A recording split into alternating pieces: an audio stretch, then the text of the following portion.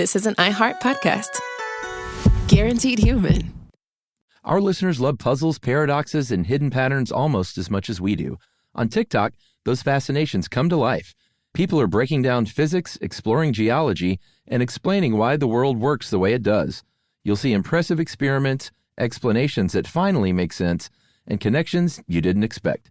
It's like having a lab, a lecture hall, and science museum in your pocket. TikTok is where wonder is shared, where curiosity turns into discovery, and where millions learn something new every day. Hey, and welcome to The Short Stuff. I'm Josh Clark, and there's Charles W. Chuck Bryan over there, and Jerry's sitting in for our producer, Dave C. Kouston, and this is Short Stuff. When you put all that info together, you got a short stuff, okay? That's right. Let's go, Chuck. It's about chameleons. Is that what we're doing? Yes, we are doing one on chameleons, which I think was surprisingly fascinating, because everything I know about chameleons, I learned from watching paint commercials. I love chameleons. We don't call them chameleons. We call them lizards when we see them all over the place here in Georgia. Wait a minute. They're chameleons up there? Yeah. I didn't know that. What do you think all those lizards are? I thought they were skinks. What's a skink? Does that have a blue tail? I don't know. Maybe they are skinks. If it has a blue tail, it's a skink, and they are neurotoxic. I've met somebody once who's like, don't let your dog anywhere near those things. I knew a cat once that had cross-eye because it had eaten too many of those lizards. What? Yeah, apparently they have a neurotoxin.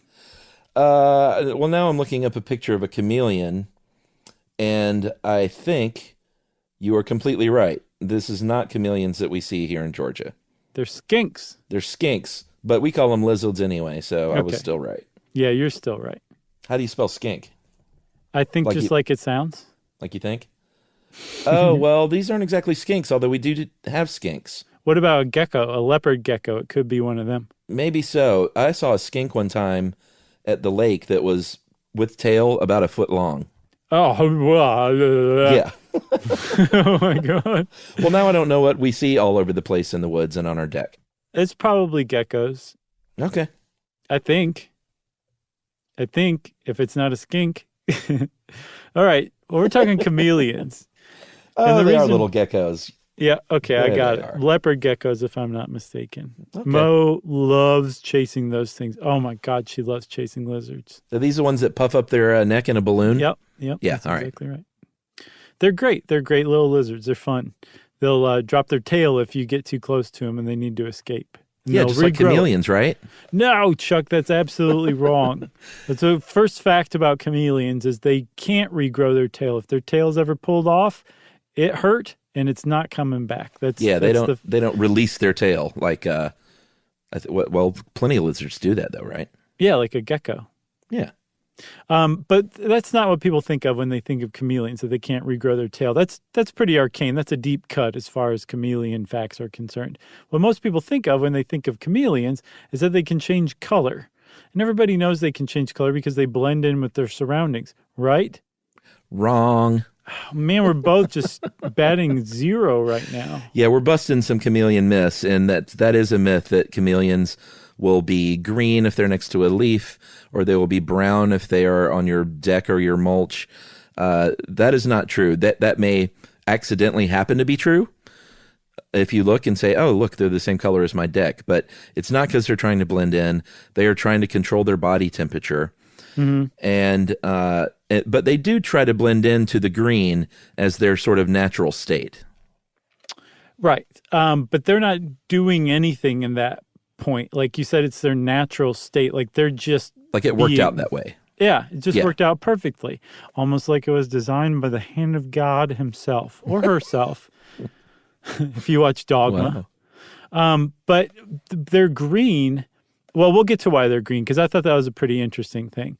But when they're agitated, when they're excited, when they're happy to see you, when they are scared, when they're trying to like scare off somebody else, they're feeling emotional. And just like with humans, when you feel emotional, there's all sorts of hormones churning, right? Yep. Well, that's what happens with the chameleon too. When those hormones get to churning, they start to change color And they do it in the same way that just about every other thing that changes color in the world, every other animal changes color. But it's slightly different in that the kind of structures that a chameleon uses is much different than what we understood it to be before. Yeah, I believe, if I'm remembering correctly, with our good old friend the octopus, they have chromatophores. And with the chameleon, they are iridophores.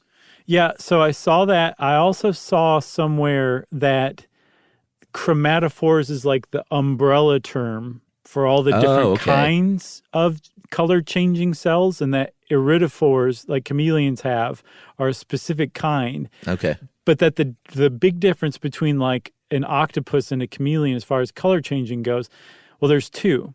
One is that the octopus is using pigment-filled sacs. Right.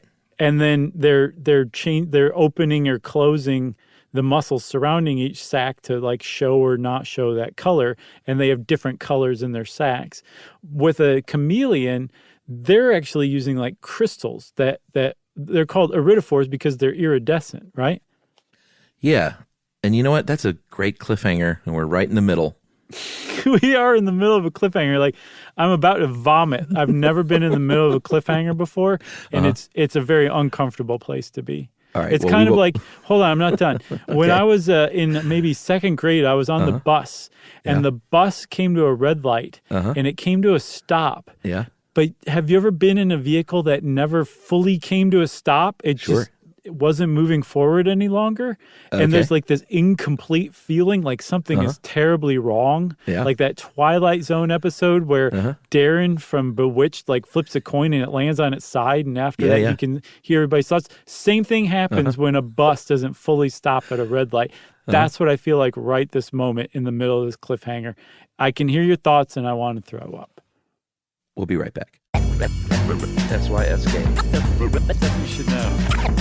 SYSK. You should know.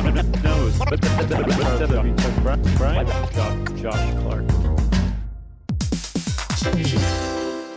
Hey, everybody. I want to talk to you a little bit about Tide Evo because it represents over 10 years of innovation and product development. Tide Evo is a first-of-its-kind technology where tens of thousands of minuscule fibers are spun together to form a 6 times powerful layer packed with scrubbers, brighteners, pre-treaters, and fresheners. And that's going to deliver a breakthrough clean that's so powerful, it feels like magic. Yeah, it is kind of like magic. Tide Evo is revolutionary. A 100% concentrated, waterless laundry tile that's made of compressed microfiber soap layers rather than liquid or powder. And it's not like pods or sheets because it uses 6 layers of detergent fibers to deliver superior cold water cleaning without plastic packaging of any kind. And it provides a mess-free, lightweight solution that dissolves lickety-split. So whenever you run into a laundry challenge, turn to Tide Evo. It's revolutionary. It's magic. Try new Tide Evo. Real laundry magic. Everyone knows winter is the real mess maker. You don't need WeatherTech floor liners for summer unless you hit the beach and half the beach ends up back in your car, or the campsite dirt ends up in your trunk. Then you'd want a cargo liner, or a road trip goes sideways, lemonade spills, ketchup goes rogue, ice cream drips. Yeah, you'd be pretty happy about those WeatherTech seat protectors. So just to be clear, as the mud you're inevitably going to step in this summer, you don't need WeatherTech unless you plan on doing summer. Visit WeatherTech.com today.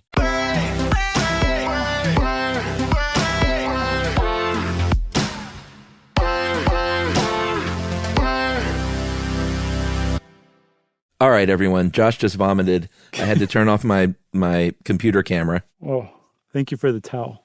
So now I'm only listening. But we left it the cliffhanger where you were talking about the crystal-like cells called iridophores, that what they do instead of squeezing pigment is they work with actual light and color and light across the entire color spectrum, even if human beings can't see it. Yes, that's the huge thing. Like if you have a pigment sac, you can reflect the color that pigment reflects. And so it's showing blue or red or yellow or orange or something like that. An iridophore can reflect whatever color needs to be reflected at that moment. And like you said, even ones that humans can't see, impossible colors is what they're called. That's all just colors. Amazing. It really makes you wonder, like, what dazzling displays chameleons are putting on. We just can't even see it because our eyes aren't. It's not possible for our eyes to pick up light on that part of the visible spectrum or the non-visible spectrum. Right. And there are a lot of species of chameleon, and depending on the species, they have different kind of color changing capabilities. Some are way more vibrant and bright. Some aren't quite as vibrant and bright. Some of them have a lot of variance in the kind of colors, but it's a general thing where they can basically use any color on the spectrum. Like, it's all open. All those wavelengths are open for business for these chameleons. And it has to do with, again, whether the chameleon, the iridophores, or the muscle surrounding each iridophore is relaxed or agitated. And that has to do with hormones. So when it's relaxed, the muscles are contracted around it, and it's just reflecting short wavelength light like blue, right? Right. And then when they're excited, those cells go farther apart and they can get more red and orange. Yes, which is how they change color. But because they're excited and those hormones are churning, that's what triggers those iridophores to expand or contract, which is the difference between chameleons and octopi, that octopi control their chromatophore sacs with neurons. So it's like instantaneous opening or closing.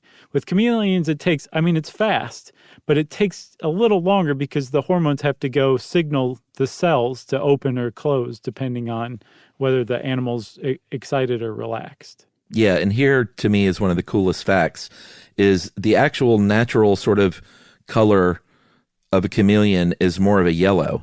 Mm-hmm. But when you see them, they're usually green when they're just chilling out. And that's because, and it's very simple, everybody, when they're relaxed, they're reflecting blue light, and blue and yellow make green. Isn't that neat? That's all there is to it. Yeah. Very cool. I love that one too. So those iridophores, Chuck, are actually beneath their skin, but you can see them and they're able to reflect how does that work? Light. Well, because their skin, the outer layers of skin, are actually transparent. And apparently chameleons have a little quick change act where if they're really trying to get vibrant in a hurry, they'll just like shed those clothes like Otho in Beetlejuice when he enters the spotlight. Yeah. You remember? His leisure suit just gets pulled, or no, his suit gets pulled off and he's wearing a leisure suit underneath. Yeah.